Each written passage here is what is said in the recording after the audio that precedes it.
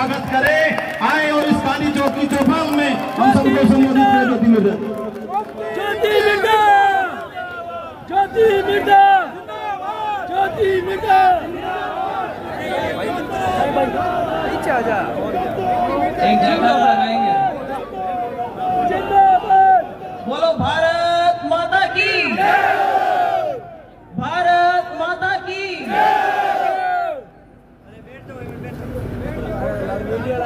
आज नागौर शहर के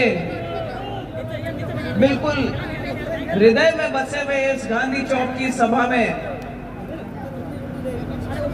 इस परिवर्तन यात्रा के संदर्भ में मंच पर उपस्थित माननीय राजेंद्र जी गहलोत साहब, जोगेश्वर जी गर्ग साहब, सीआर चौधरी जी, जगबीर जी छाबा साहब, विजेंद्र जी पूनिया जी, पुखराज पहाड़िया जी, हमारे यहाँ के स्थानीय विधायक भाई मोहन राम जी चौधरी साहब, रामनिवास जी सांकला जी, रामधन जी पोटलिया जी, पूसाराम जी चौधरी साहब, और मंच पर मैं देखती हूँ बहुत सारे दिग्गज नेतागण है। अगर मंच की इजाजत हो तो सम्मानित मंच बोल के काम चलाऊं। इजाजत है मंच की? सम्मानित मंच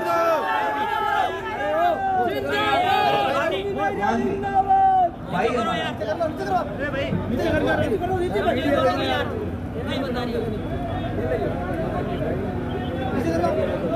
भारतीय जनता पार्टी के परिवार में शामिल होने के बाद आज लगभग एक सप्ताह का समय हुआ है और इस परिवर्तन यात्रा में आज मुझे दूसरे दिन परिवर्तन यात्रा के साथ रहने का सौभाग्य प्राप्त हुआ है। मैं सबसे पहले तो हृदय से आभार व्यक्त करना चाहती हूँ इस भाजपा परिवार का, जिन्होंने इतने अपनेपन के साथ में मुझे इस बड़े परिवार में जगह दी। और मैं विशेष तौर से धन्यवाद देना चाहती हूं कि एक ऐसी पार्टी जिसमें ऊपर से लेकर के नीचे तक, चाहे अमित शाह जी हो, चाहे नड्डा जी हो, उसके बाद चाहे दिल्ली के ऑफिस के अंदर अरुण सिंह जी और हमारे सीपी जोशी जी हो, उसके बाद जयपुर के कार्यक्रम जो रखा गया था भाजपा के कार्यालय में, उसमें पंचारिया जी हो और चंद्रशेखर जी हो, सभी को सबने मुझसे स्वर्गीय बाबा के बारे में बहुत इज्जत से बात करी और एक उन्होंने इच्छा जताई कि जैसे बाबा की शैली थी, हम चाहेंगे कि आप भाजपा के परिवार में सम्मिलित हो रही हो। आज बाबा को याद करते हुए मैं उन सब का भी बहुत बहुत आभार व्यक्त करती हूँ। एक ऐसी पार्टी जिसमें बाबा कभी नहीं रहे, वो भी आज उनको इतना मान सम्मान आदर सत्कार उन लोगों ने दिया। तो मैं इस परिवार का विश्वास बढ़ाना चाहती हूँ।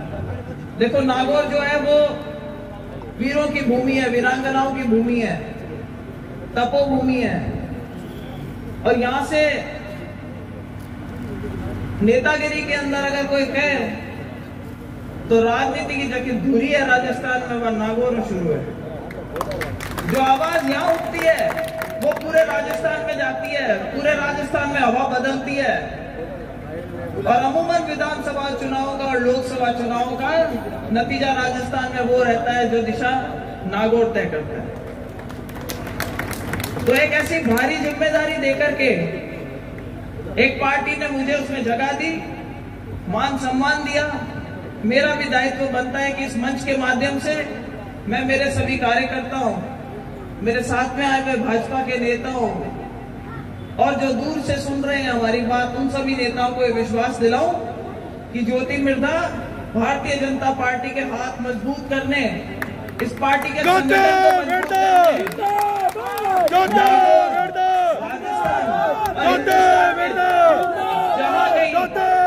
प्रयास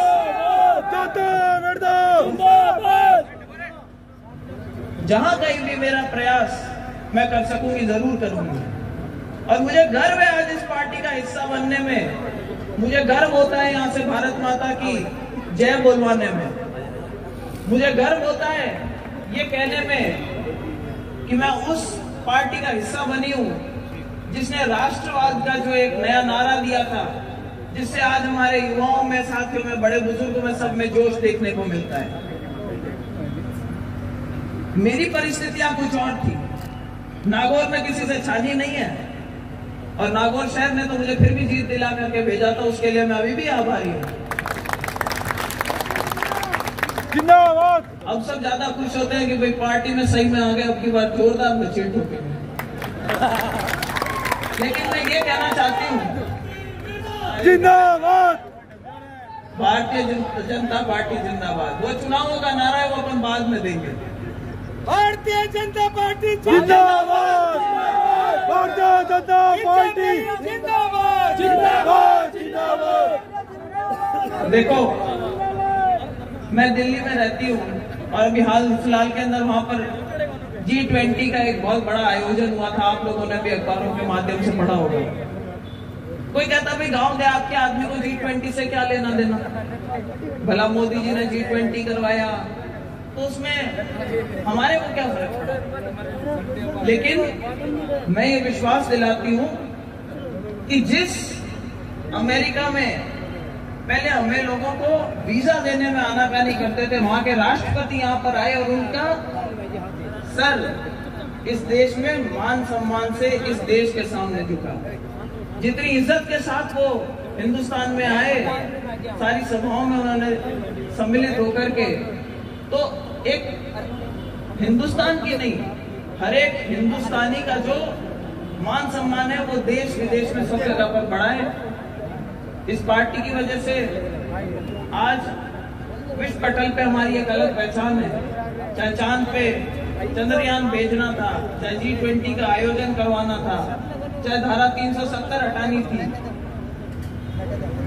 नागौर के अंदर जो हमारे अभी भाजपा के अंदर एक स्टेप नहीं बन करके जिन्होंने चुनाव लड़ा था और मेरे सामने वो चुनाव जीत करके और संसद में पहुंच गए, उनके बारे में मैं छोटी सी टिप्पणी करना चाहूंगा, क्योंकि वो हर जगह ठीक है जोरदार मान ध्यान रहे खाना तो टिप्पा ही सुनना है, मैं जानू। देखो मुझे बड़ा बुरा लगा आज सुन करके।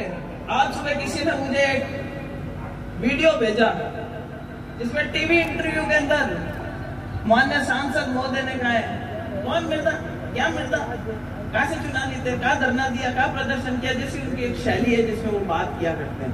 कहते पार्टी बदलते रहते थे, इनके दादाजी ने पार्टी बदली, ये पार्टी बदलते रहे। मैं आज उस मंच के माध्यम से उन्हें याद दिलाना चाहती हूँ कि मैंने वापस रिकॉर्ड चेक करवाया कि उनके पिताजी स्वर्गीय रामदेव जी कितनी बार चुनाव लड़े और कौन सी पार्टियों से लड़े। बड़े रोचक तथ्य सामने आए। जब 77 में चुनाव लड़ा तो कांग्रेस आई से लड़ा और चुनाव जीते। 77 के बाद में उन्होंने 80 में चुनाव लड़ा तो कांग्रेस उस से लड़ा और चुनाव हारे। उसके बाद चुनाव लड़ा तो लोकदल से लड़ा, उसका अगला चुनाव लड़ा तो जनता दल से लड़ा, और उसके बाद आखिरी चुनाव जब वो लड़ रहे थे तो बीजेपी के टिकट पे लड़ रहे थे, जब उनका देहांत हो गया था और चुनाव कैंसिल हो गया।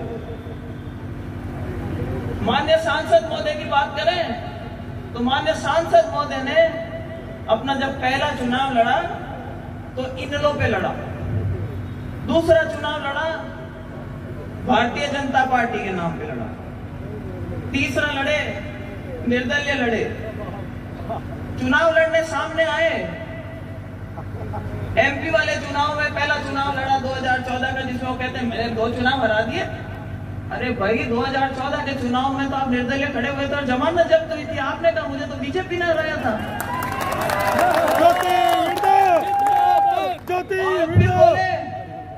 दूसरा चुनाव एक और हराया। भाई साहब 2019 में अगर आप टाइल्डे का सिंबल नहीं लेकर के आते और इस बीजेपी की स्टेप नहीं बनते तो वापस वही घोड़ा और वही मैदान वापस आ जाओ, चुनाव लड़ लेंगे। तो अनर्गल ऐसी हल्की बात करना शोभा नहीं देता।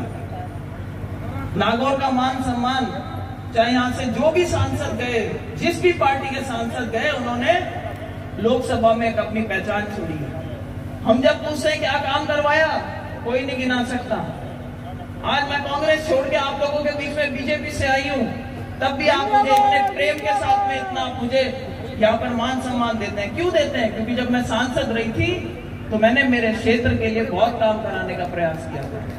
चाहे वो इंदिरा गांधी लिफ्ट के नाम लाने की बात हो, चाहे यहाँ कॉलेज खुलवाने की बात हो, और एक एक पंचायत में बजट बांटने वाला जाकर के सांसद पहला और आखिरी सांसद था नागौर। तो भाइयों, कार्यशैली मेरी वही रहेगी। अब एक डबल ताकत मेरे पास में आई है, इस डबल इंजन की जो सरकार है उसकी ताकत मेरे पास में आई है।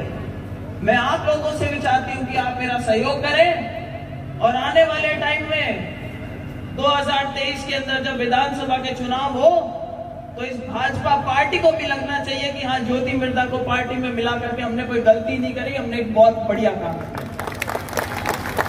आप लोगों का सहयोग रहेगा, ज्योति मिर्धा आप लोगों की ऋणी रहेगी, क्योंकि लोकतंत्र में ताकत जो है वो जनता की ताकत है। हमारी जितनी ताकत है कि हम मंच पर बैठ कर कितने नेता आपके सामने बात कर सकते हैं, वो इसलिए कर सकते हैं क्योंकि आप लोगों की ताकत ने हमें यहाँ पहुंचाया है। तो मेरा तो आप सबसे यही आग्रह रहेगा कि अब कहते हैं ना कि जैसे लय मिल गई, मैं ज्योति जी अब क्या ठीक पार्टी में आया हूँ। जगह जगह ये सुना, जयपुर से रवाना हुए, मेरे पड़ोस में कई लोग जानते होंगे, नंदू जी रहते हैं, बागड़े बामनों के ड्रम ढाणी है। मैं जब सांसद बन के गई तब उन्होंने मुझे कभी गुलदस्ता नहीं दिया, बधाई जरूर दी होगी, पर परसों जब मैं दिल्ली से आई तब गुलदस्ता लेकर के खड़े थे सिर सिखाने। ये काम जोरदार किया।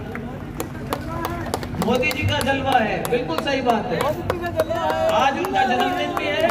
मेरी ओर से और आप सबकी ओर से मैं उनकी दीर्घायु की कामना करती हूँ। आज रामसा पीर की भी जयंती है, आज विश्वकर्मा जी की भी जयंती है। उन सबको भी मैं इस मंच के माध्यम से याद करती हूँ और मैं एक बार पुनः आप लोगों को ये विश्वास दिलाती हूँ कि ज्योति मिर्धा उसी कार्यशैली के साथ में आप लोगों के बीच में आती रहेगी, काम करवाती रहेगी, जैसा कि जब आपने उसको सांसद बनने का मौका दिया था उस समय आई थी। यार अब क्या, एक जोरदार जयकारो लगावा, वंदे मातरम, वंदे मातरम, भारत माता की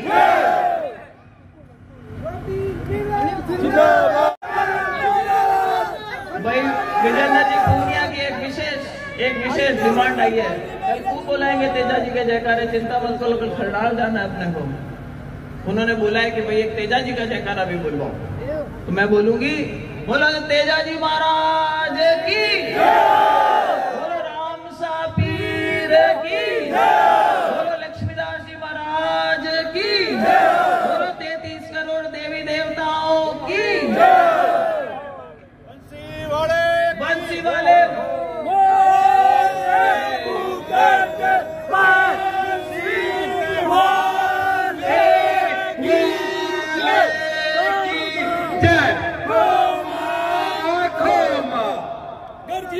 इन्हीं शब्दों के साथ मैं मेरा स्थान ग्रहण करती हूँ और पूनिया साहब से आग्रह करती हूँ कि वो अगले वक्ता को बुलाए। और कानून जागता है तो अपराधी घर जाकर सो जाता है।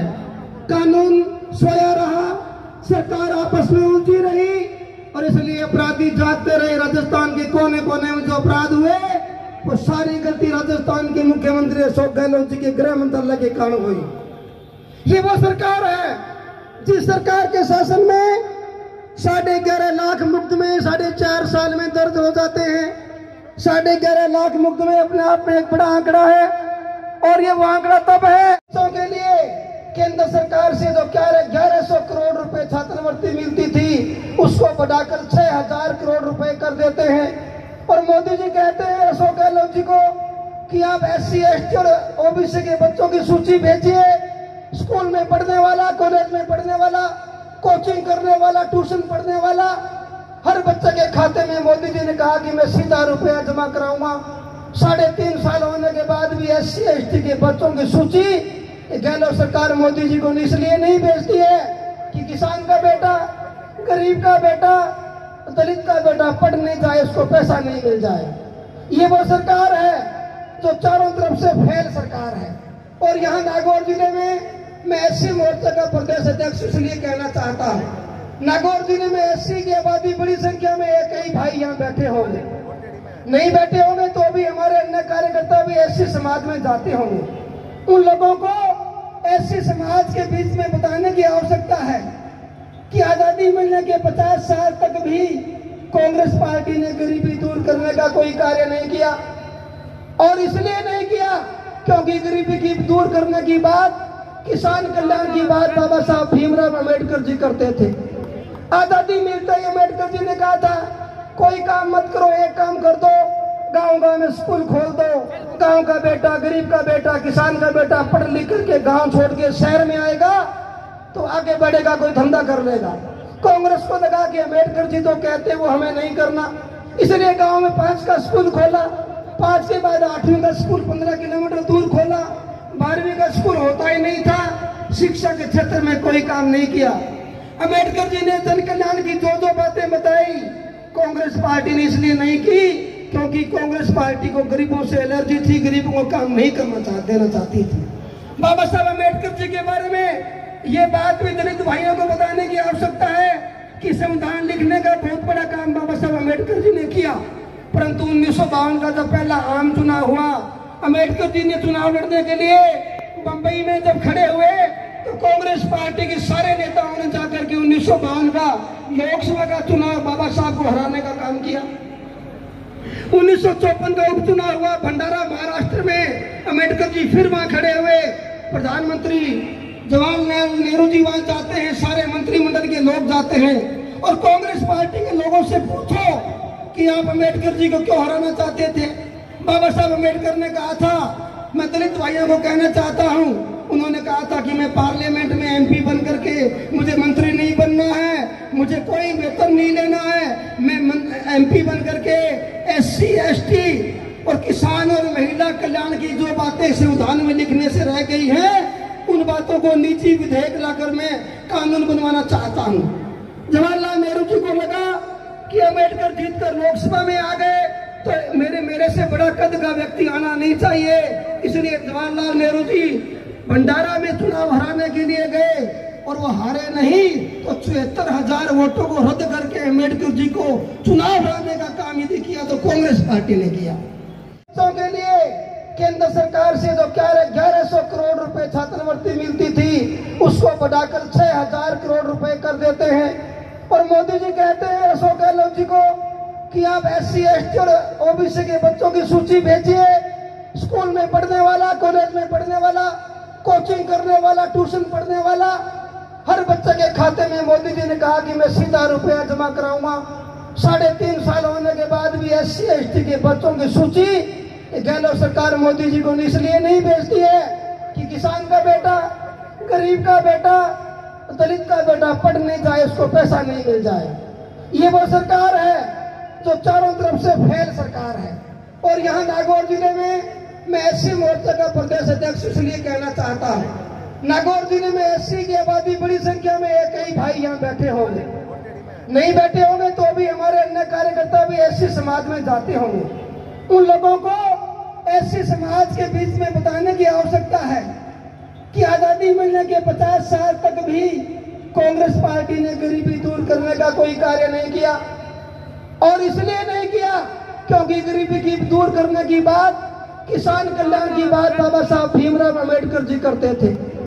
आजादी मिलते ही अम्बेडकर जी ने कहा था, कोई काम मत करो, एक काम कर दो, गांव-गांव में स्कूल खोल दो। गांव का बेटा, गरीब का बेटा, किसान का बेटा पढ़ लिख करके गांव छोड़ के शहर में आएगा तो आगे बढ़ेगा, कोई धंधा कर लेगा।